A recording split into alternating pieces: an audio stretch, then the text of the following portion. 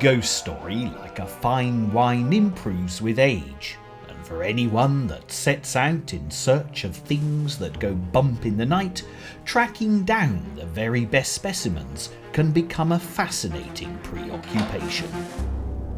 What's more, a ghostly tradition is attached to the imposing castles, deserted battlefields, historic houses and coaching inns that Great Britain is famous for, with the nation's inhabitants quick to retell ghost stories that have incited a delicious state of terror for generations.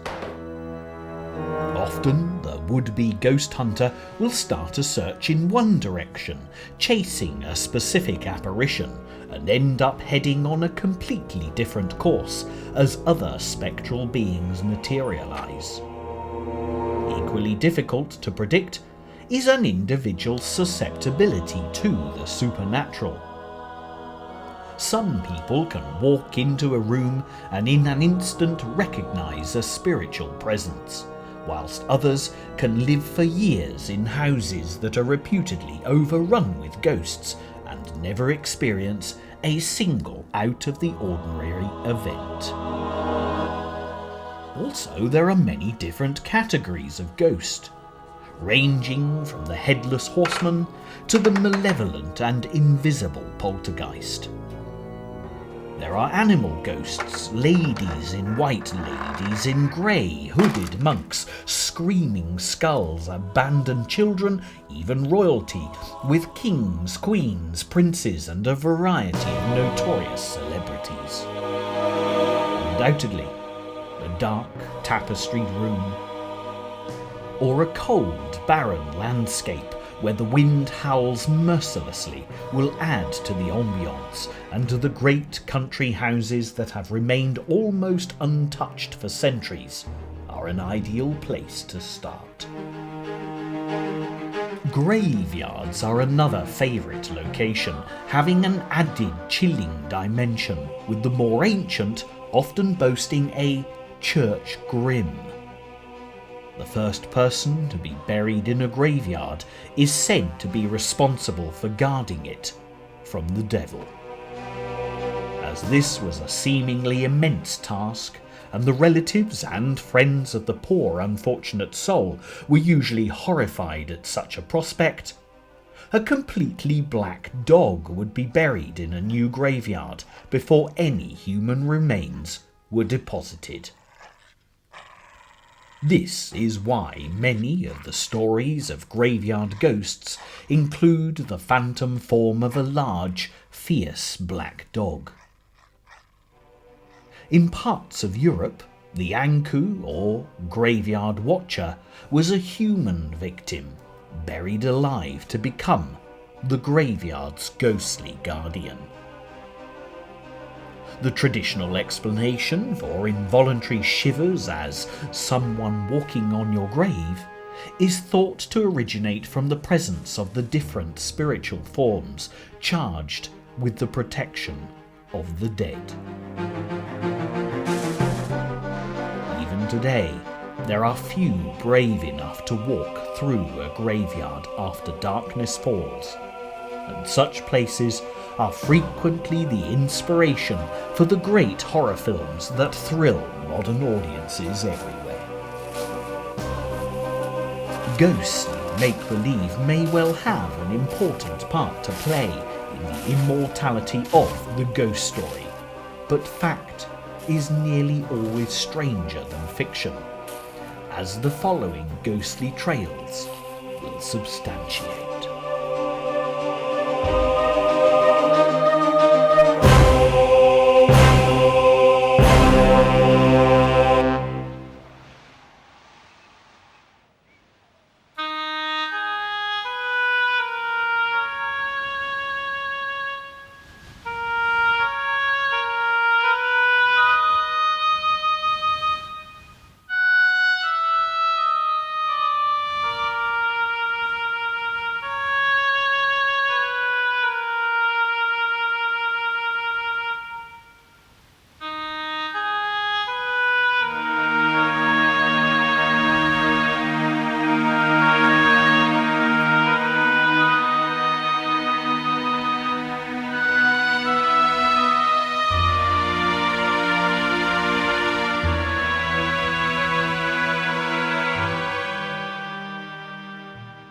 The wild moorland countryside of Yorkshire is chillingly beautiful, and thanks to numerous film adaptations, few can fail to conjure up the image of a dark, ghostly Heathcliff scaling rock and dale to meet the spirit of his long-lost love, Cathy, in this truly dramatic setting. Heathcliff and Catherine are of course fictional characters from Emily Bronte's Wuthering Heights. It was a shocking novel in its day, and the reading public found it difficult to accept that the creator of this terrible tale was the respectable daughter of a country clergyman. However, for the many who visited the parsonage at Haworth, where Emily lived with her famous literary sisters Charlotte and Anne, there was a strange sense of foreboding that concealed a real-life drama of equal magnitude and terror as the classic novel itself.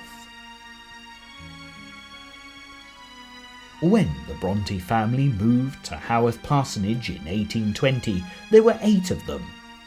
The Reverend Patrick Bronte, his wife Maria, 5 daughters and 1 son, Branwell. Although a promotion and a much larger house, tragedy struck swiftly. Within 5 years, Mrs. Bronte had died of cancer, and the 2 elder daughters, Maria and Elizabeth, had also died, rapidly following their mother to the family vault in the Church of St. Michael and All Angels. It was a terrible blow for Patrick.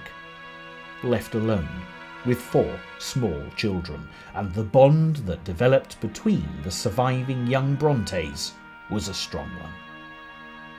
They spent hours together, out on the moors, creating wild stories of the faraway lands that they'd read about, writing and illustrating their tales in tiny little books that their short-sighted father was unable to read.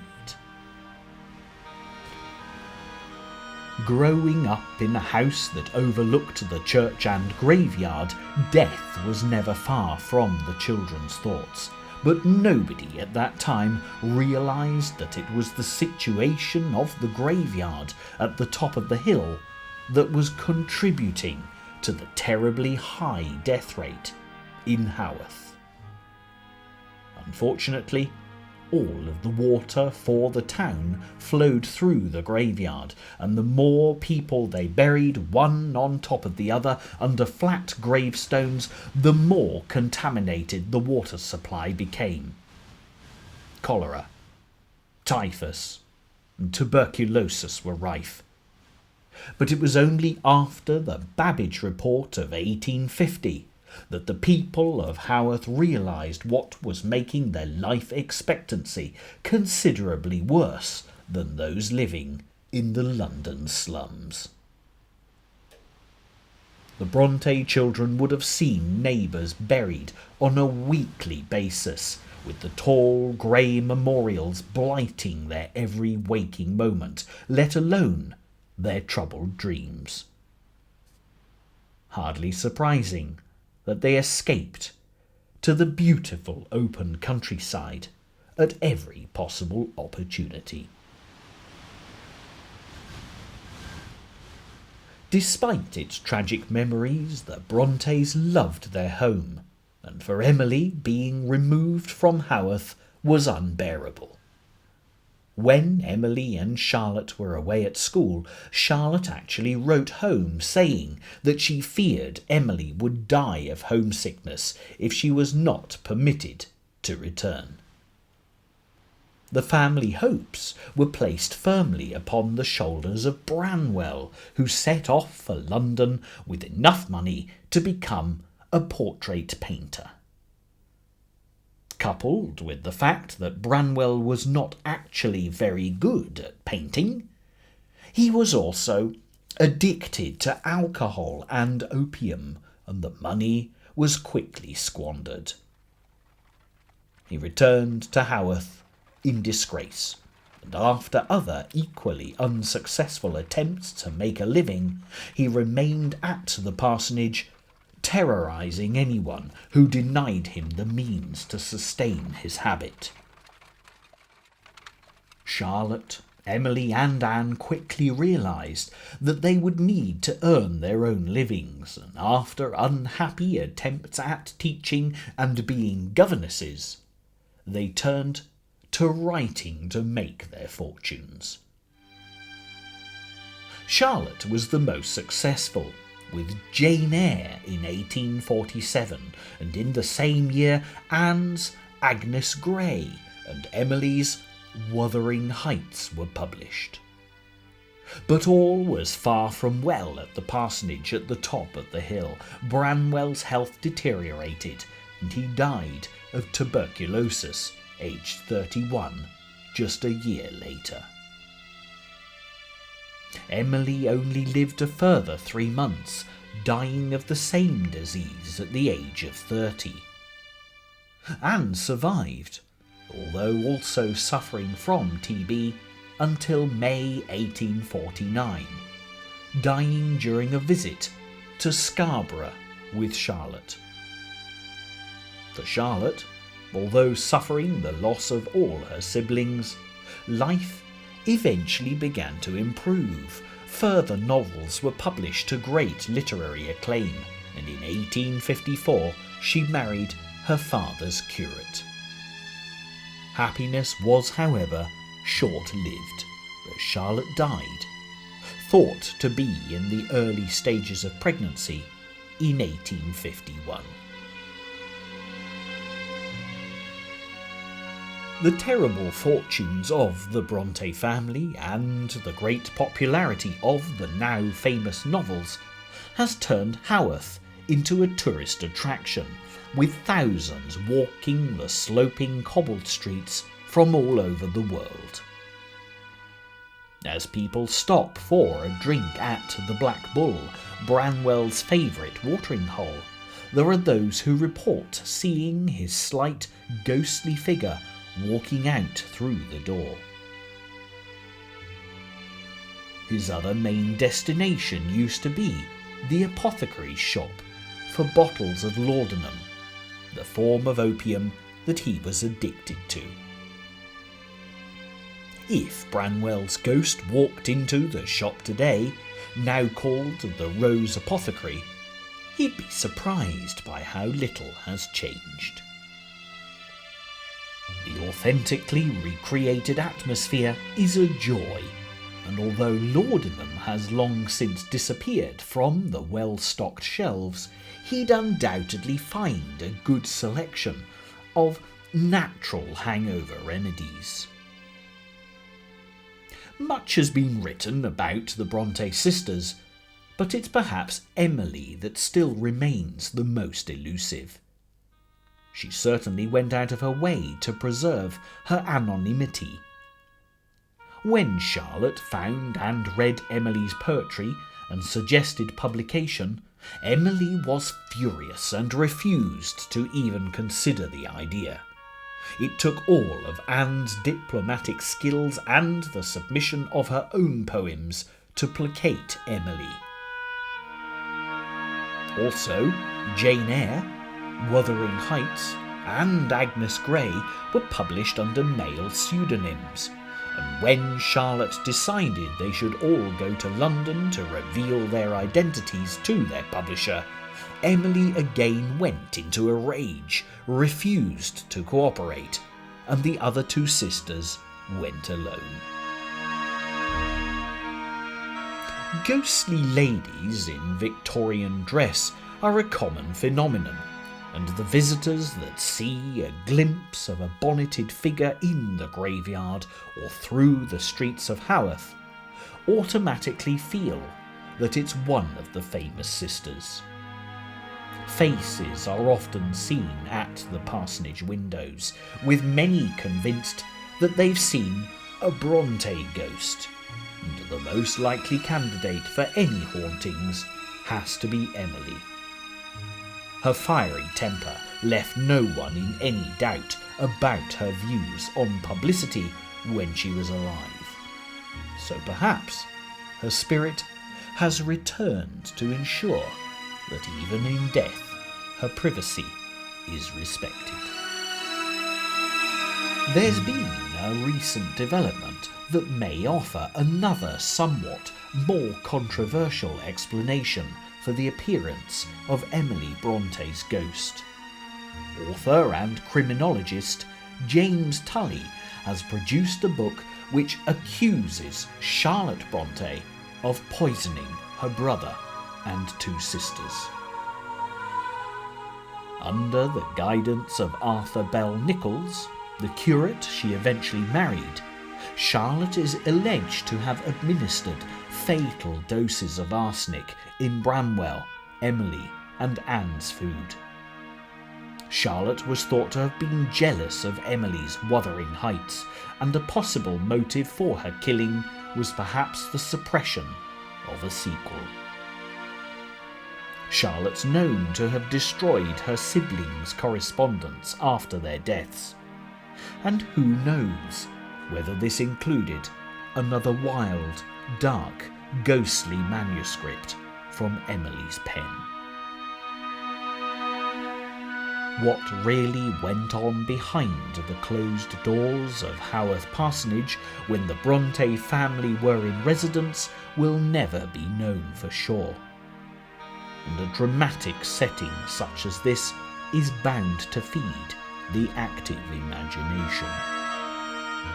After all, the place and its location inspired Charlotte, Emily and Anne Bronte to write some of the finest and most eerily thought-provoking novels to be found anywhere in the world of literature.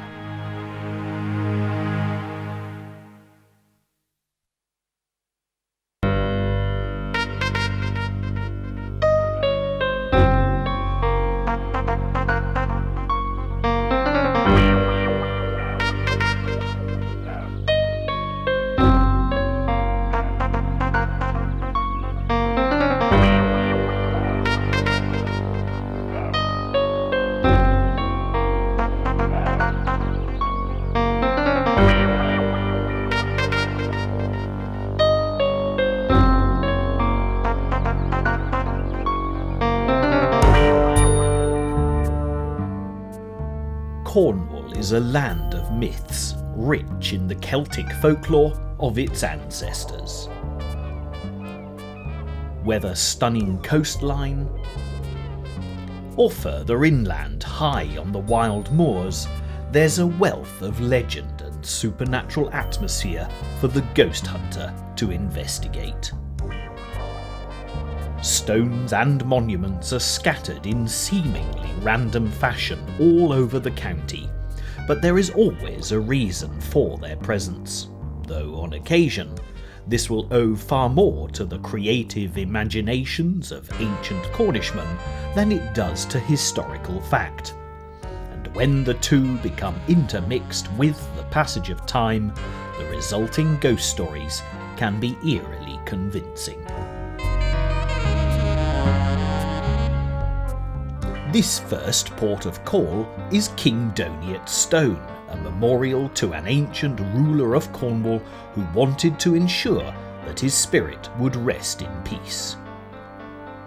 All that's left today are the carved bases that would have held wooden crosses, with a Latin inscription that translates as "Doniet ordered this cross for the good of his soul." It also asks that prayers be said for him. King Doniet drowned in 875 AD, a death sudden and unexpected, with his subjects perhaps afraid that he'd return to haunt them. There's an unusual aura about this place, despite the busy road that it stands next to, and it's well worth stopping to take a closer look. One of the most mystifying stone circles in Cornwall can be found close by. Collectively known as the Hurlers, these gnarled grey slabs stand in one of the most barren, windswept stretches of the county. The most logical explanation is that they were, like Stonehenge, part of some ancient religious rite. But with no archaeological finds in the vicinity, there's no way of knowing for sure. But a local legend offers a far more romantic explanation. Hurling was an ancient game, something akin to modern-day rugby, and the people of this area were fanatical players. Rivals from nearby settlements often threw out challenges, and honour was battled for on this flat expanse of ground. One Sunday, when the priest and resident saint, St. Clear, found the church empty, he went off in search of his missing flock. He found them hurling against the men of St. Ive, and he demanded that they desist in their Sabbath-breaking forthwith. St. Clear was told, in no uncertain terms, that he could return to his praying if he wanted, but the two teams continued with a vengeance. Infuriated, St. Clear raised his staff and cried that if they preferred hurling to God, then they could stay where they stood forever, and with that he lowered his staff, instantly turning them all to stone. This, people say, explains the strange positions of the stones, and also the ghostly screaming and wailing that many claim to have heard out here when the spirits of the tragic men cry out to be released. Walk in any direction, away from the appropriately named hurlers, remnants of the once lucrative Cornish tin industry can be seen. Ruined wheelhouses and chimneys are silhouetted for miles, the only visible marker of the labyrinth of mine tunnels carved deep into the ground below. The mines of Cornwall are traditionally home to the ghostly knockers, fascinating and usually benevolent spirits that guide miners to the richest lodes. Mining in Cornwall called for a particularly tough breed. Not only did they need to be physically strong to successfully hack the precious minerals from the ground, they also had to withstand the psychological pressure of imminent disaster, with fatal accidents a regular feature of life underground. Miners were extremely superstitious. For example, The sight of a white rabbit or hare at the entrance to the mine was often thought to foretell danger, and no miner would ever make the sign of the cross underground for fear of upsetting the ghostly knockers. The knockers are unique to the mines of Cornwall, but other nations do have similar equivalents, but few are quite so helpful. Thought to be the spirits of Jews involved in the crucifixion of Christ, later sent as slaves by the Romans to work in the Cornish mines, the ghosts would knock on the walls to indicate where to dig. Miners who listened for them would hear the knocking get louder and louder until they found the exact spot where the riches lay. Factually, there were Jews that were brought as slaves to the mines with the Roman invasion, and even some Cornish place names reflect this.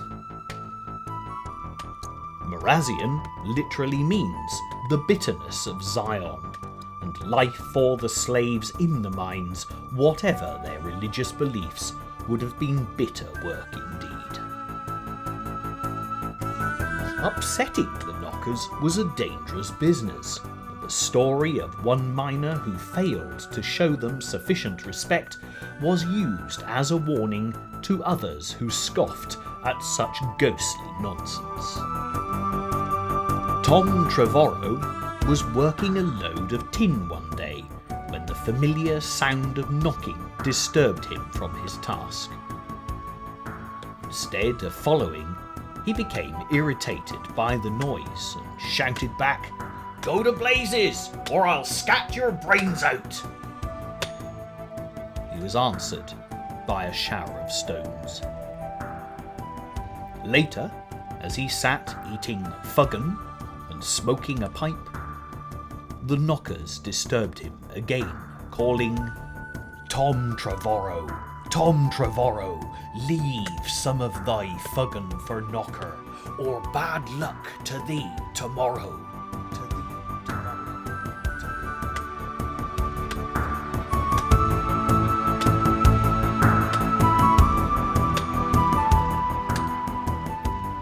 Miners would always leave a portion of whatever they were eating whilst underground for the knockers.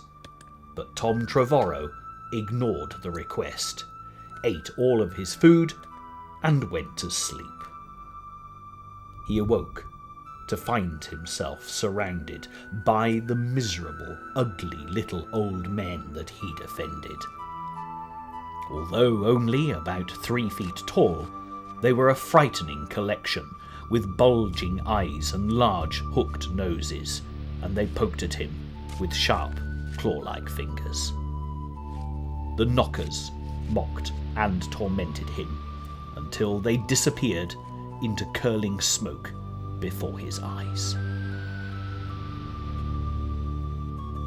Next day, Tom Trevorrow was nearly killed when he was involved in an accident in the mine where he lost all his tools. When he eventually returned to work, the knockers constantly plagued him until he fled the area, never to be heard of again.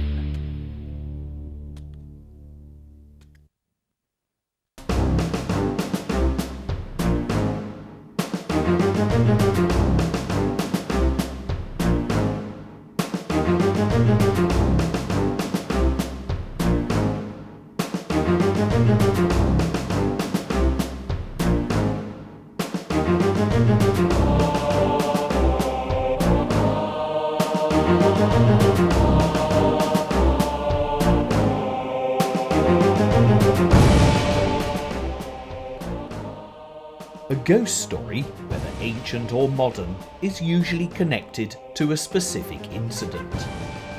The idea that a person's spirit will not be able to pass to the great hereafter if they've left unfinished business on earth is as old as these rolling hills. Also, where death has come suddenly, without warning, or unjustly in a violent clash, ghost stories develop with predictable regularity. It therefore comes as no surprise to discover that many of the great British battlefields boast some of the most bizarre hauntings ever to have been recorded. Men died en masse, often the victims of incompetent leadership and personal greed, with the blood of thousands seeping into the ground where they fell, a futile memorial to a long-forgotten cause. One of the most famous haunted battlegrounds is Edgehill, strategically critical in the centre of England, close to that great Roman road, the Fossway, that is still a major route for the modern traveller. It was here that the first skirmishes in the civil war between the Roundheads, later to be led by Oliver Cromwell, and the Cavaliers of King Charles I took place in October 1642.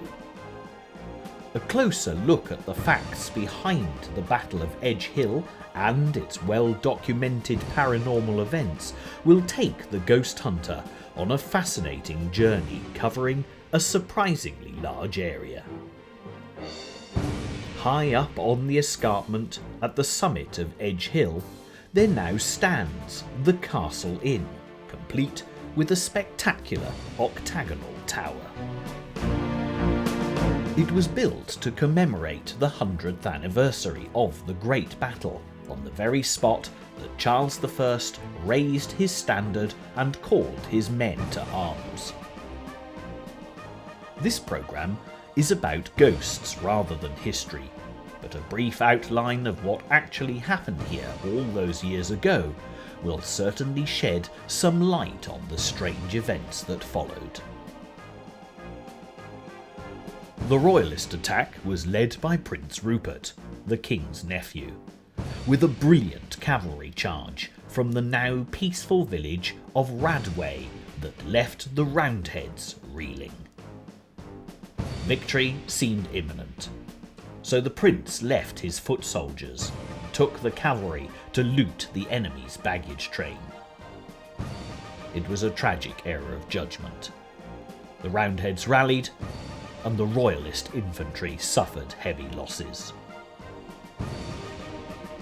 It's hard to put a precise figure on the casualties, but it's thought about 1,500 men were lost unnecessarily before Prince Rupert returned with the cavalry to prevent further annihilation. At the end of the day, honours were even, and the battle proved inconclusive. The Royalist standard-bearer, Sir Edmund Verney, showed immense courage when captured, refusing to give up the colours, defiantly shouting, "My life is my own, but my standard is the King's!" He was slain, but when the Roundheads tried to take the standard, his grip was so firm that they had to hack off his hand. Sir Edmund's body was never recovered, but his severed hand was returned to his family home in Buckinghamshire, where it lies today in the family vault. The first signs that the terrible battle had left the area haunted came on the Christmas Eve of 1642, when a group of shepherds, countrymen and travellers on the road to nearby Kinnerton, where the Roundheads had been garrisoned, encountered a ghostly reenactment of the hostilities. The beating of a distant drum got progressively louder, and the noise of battle with guns firing, horses neighing, and men screaming made them convinced that they were in the midst of the skirmish. Then, out of nowhere, the two armies appeared in the skies above them, and the bloody fight continued to its horrific conclusion. Throughout, the men had been unable to move, but when the apparitions disappeared, they rushed to Kinnerton to tell their incredible story. It was, of course, the talk of the neighbourhood, and the following night many others joined them, including local dignitaries, at the place where the vision had appeared. And the same thing happened all over again, exactly as before. The whole story, including the continuation of these apparitions over the new year, appeared in a pamphlet published by Thomas Jackson entitled A Great Wonder in Heaven. The king, who was now encamped at nearby Oxford, sent his own officers to investigate the situation. When the men witnessed the eerie battle in the sky, they were able to recognise many of the ghosts, including Sir Edmund Verney, the brave-hearted standard-bearer. Although nobody was able to offer an explanation for the appearance of the phantom armies, local people began to wonder if there were bodies left unburied at some yet undiscovered location on the battlefield. When searches were made, their fears were proved correct, as the rotting remains of perhaps hundreds of men were found exactly as they'd fallen, littering a road that now boasts the gruesome title Blood Lane. Christian burial of the corpses seemed to quiet the restless spirits, and peace was thankfully restored to the area. This was not the end of the Edgehill ghosts, and there have been plenty of strange sightings since to satisfy the curious ghost hunter. From the village of Radway, there have been sporadic reports of ghostly soldiers on horseback lining the ridge up towards the Castle Inn and its distinctive tower. There is without doubt an unusual aura covering the entire area, perhaps accentuated by the occupation of the site by the Ministry of Defence, still maintaining a military stronghold. However, because of the great natural beauty of Edgehill, many come to walk its historic paths, and there are frequent reports of ghosts. Some people have been jostled and pushed as if in a crowd, others have seen the faces of long-dead soldiers, and there are of course a host of headless horsemen reported disappearing into the moonlight. Also there are gory tales of Sir Edmund Verney, blood dripping from his wrist, searching for the severed hand, still clinging relentlessly to the royal standard. Prince Rupert's remorseful ghost is said to make an anniversary gallop over the hill, and as King Charles allegedly stopped for breakfast in Radway after the battle, his ghost has often been seen on the stairs of the house in question. Perhaps the wounded were also taken to the village, as one cottage has a particular problem, with ghostly blood dripping through the ceiling to the floor beneath. An alarming phenomenon that has been witnessed by successive owners. Edgehill does hold a fascinating place in history. Certainly amongst the associated ghost stories that have grown to legendary proportions, there are those that ring true with eerie precision. The outcome of the battle may have had little impact on the course of the Civil War, but the spirit of the age is forever preserved within this truly remarkable battleground.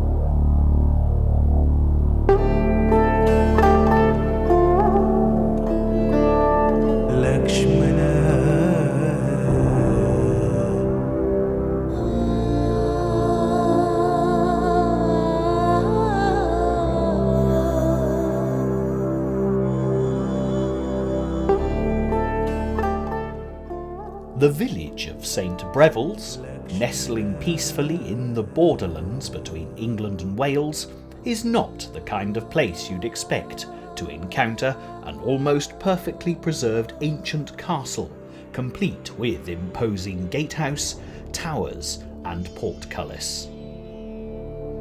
What such a spectacular fortress is doing seemingly dropped into such a tranquil location is rather a mystery.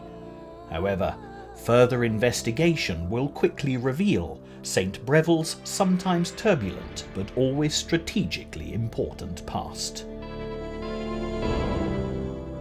These days, St Briavels Castle is a very popular youth hostel, providing guests, young and old, with fine food, comfy beds, and a selection of ghost stories to thrill even the most sceptical high-tech teenager.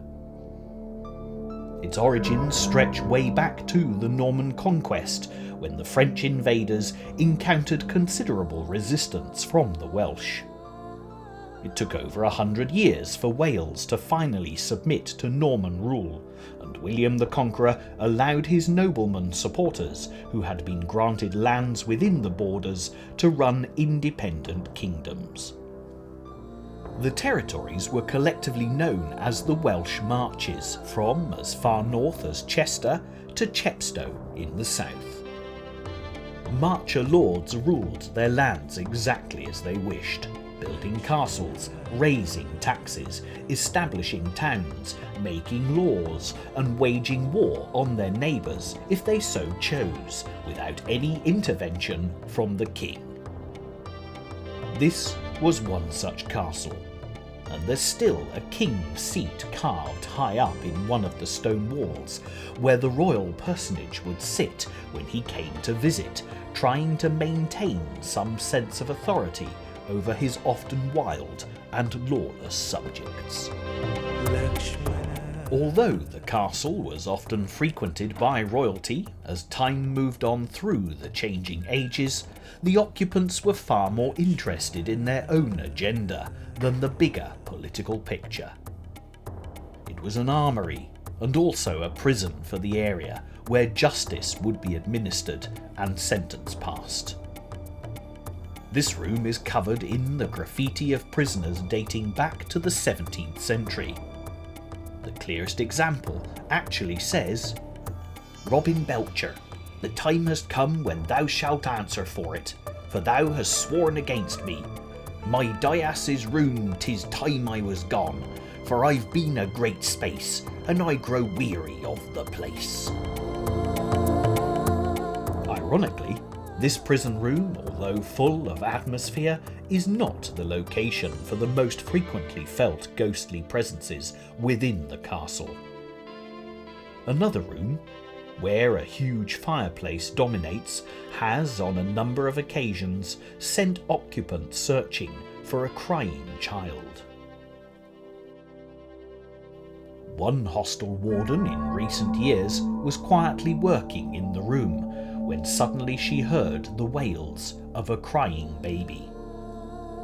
Thinking that guests must have arrived, she walked down to the entrance, only to find the door closed and the castle deserted. She returned to her work, but could still hear the baby crying, which was extremely distressing, as she had searched everywhere for the source of the cries. Further investigation uncovered an incident when part of the stonework over the window had fallen away. When repairs had been attempted, the skeleton of a baby was found bricked up within the walls. A gruesome discovery, but sadly not an uncommon one in ancient buildings. The tragic result of a secret liaison might well end up disposed of in this manner if building work was underway, and there are stories attached to a few great houses where mother, child and lover have all been bricked up and left to die by a vengeful husband. This landing has also been frequented by a ghost on more than one occasion. The description is always the same. The most recent encounter with the castle's Grey Lady is unusual insofar as the gentleman she appeared to was a most unlikely candidate for a supernatural visitation. A Suffolk farmer and his family were staying in a room just off this landing. He was a large man, at least 6'4", certainly not of a nervous disposition, nor in possession of an overactive imagination. As his wife walked back into the room, she shivered as her husband appeared to be looking straight through her, transfixed as if focusing on a point just beyond her shoulder. He asked who the lady in the long grey dress behind her was, and as she turned to see what he was pointing at, the vision faded. She saw nothing.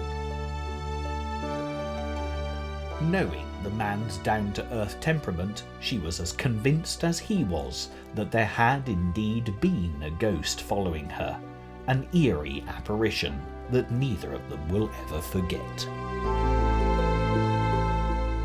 The most bizarre experiences reported within the castle walls have happened in this room built above a deep dungeon that can only be reached by this trapdoor. Known as an oubliette, it was not just prisoners thrown down into the depths. All manner of rubbish, including sewage and rotting animal carcasses, would join the unfortunate occupants, making death the inevitable outcome of incarceration. Definitely a revolting way to die. Perhaps the terrible, dark spiritual presence that seems to haunt this room belongs to a phantom prisoner still protesting at such barbaric treatment. One Christmas time, when work was being carried out on this part of the castle, 3 of the workmen were sleeping in this room. In the early hours of the morning, they were awoken by strange footsteps from the room above. Frozen with cold as the temperature had dropped to freezing despite efficient central heating, they watched as the door swung open, and all 3 felt that they were being pushed by invisible hands. A sense of desperation overwhelmed them, and when the strange mood lifted as quickly as it had descended, the men were very relieved and refused to pass another night in the room. A similar thing happened some months later when a schoolmaster was sleeping in the room with a party of youngsters. This time it was summer, but he awoke to strange noises and freezing temperatures, and when he tried to switch on the torch by his bedside, it wouldn't light. The incident was again a brief one, but the terrible pushing and claustrophobic atmosphere were dreadful. Thankfully, no one else was disturbed, but evidently a strange phenomenon was at work, a theory borne out on a number of occasions when certain visitors have felt so repelled by a malevolent spirit that they have refused to even enter the room. A past warden's dog that in every other respect was perfectly calm and sensible shared the same difficulty and would never cross this ghostly threshold. Whatever is really behind the wonderful stories connected with this ancient castle, St. Briavels truly is a mysterious place, and for those who dare, a night under its haunted roof will prove to be a memorable experience.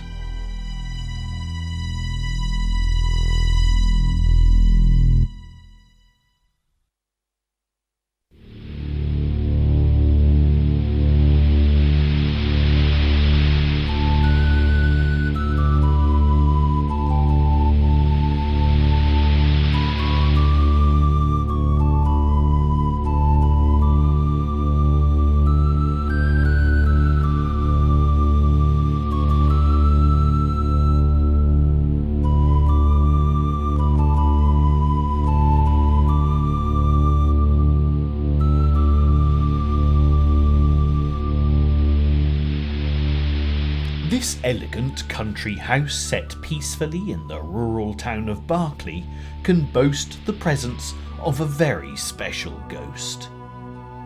The man who lived most of his adult life here and died within its tranquil walls in 1823 altered the course of history, improving the health of the entire world. Edward Jenner was an exceptional doctor at a time when medicine had a highly dubious reputation, but his tenacious determination to learn and apply scientific theory to the terrible diseases of the day made him a rare pioneering spirit in a profession where financial gain was usually the major motivation. Smallpox was a common condition that Jenner had to treat on a daily basis, although there was little he could do to alleviate such terrible suffering. Whether a patient would live or die was in the lap of the gods, and children were particularly vulnerable, a fact that constantly haunted Jenner. As a young surgeon's apprentice, Jenner had noticed that the local milkmaids never seemed to catch smallpox, although they did frequently contract cowpox, a much milder infection. He became convinced that it was the cowpox that afforded them the protection, but it would take him over 30 years to prove his theory and convince the medical experts that vaccination was a vital weapon in the war against the speckled monster. The Chantry, Jenner's beloved home, is now a museum, and visitors can see where he carried out his experiments. There are his drawings of the cowpox pustules belonging to Sarah Nelms, the milkmaid who provided the means for his first vaccination, and there's even a portrait of Blossom, the cow that infected her. Reported sightings of Edward Jenner's ghost are a regular occurrence, particularly when people walk into the house. It's as if the great man still likes to know what's going on, watching over the very private home that has become a public memorial. This rustic building in the Chantry's garden was dubbed the Temple of Vaccinia by Jenner, and if his spirit lingers anywhere, it's here. When Jenner first announced his cowpox findings, the doctors that had been inoculating with smallpox, charging very high prices for their services, did everything in their power to discredit him. The last thing they wanted was competition, especially from a technique that offered effective protection against smallpox with virtually no side effects. What was worse for them was the fact that Jenner was determined that vaccination should be available to all, whatever their financial circumstances. The little hut, with the grand name, was used for vaccinating the poor of the locality, which Jenner would undertake at least a few times a week. Edward Jenner was, without doubt, a driven man, obsessed with his scientific discoveries, almost to the point of fanaticism. If it had not been for his work with smallpox, Jenner would still have gone down in history as a great scientist. He trained in London with John Hunter, one of the most eminent surgeons of the 18th century, who became a mentor and a personal friend.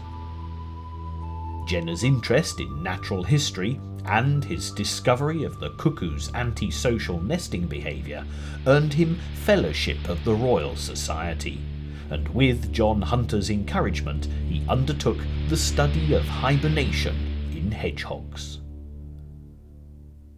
Jenner had also made some dramatic discoveries regarding the human heart, and although he didn't publish his findings, he had realised that blocked arteries were the cause of angina.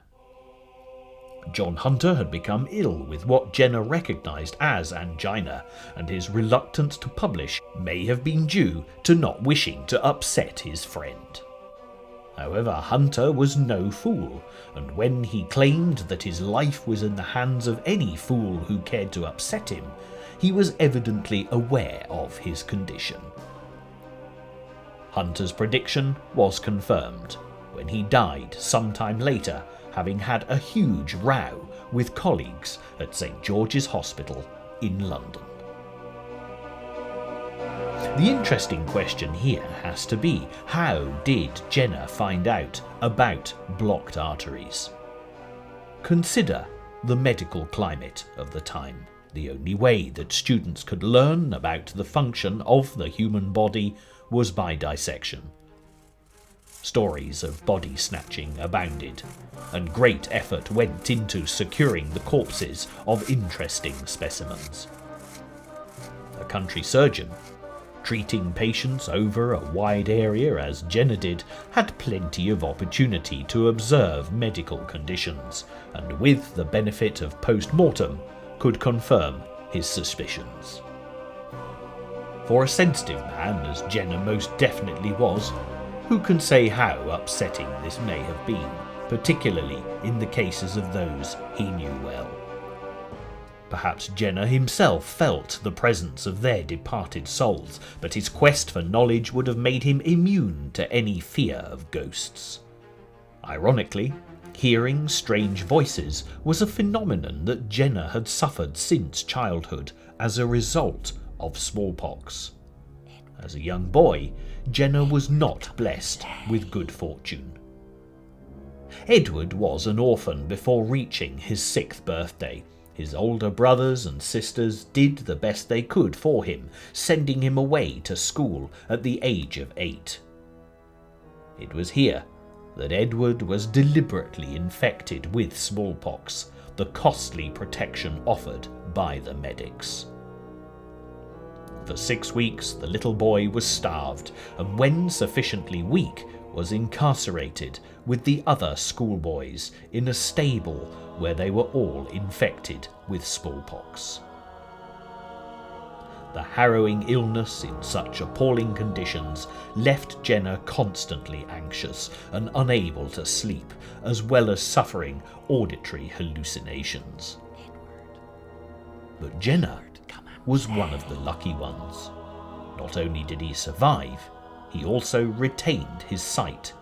Many smallpox victims became blind as a result of the illness. This explains why Jenner was so determined to do what he could to prevent the disease.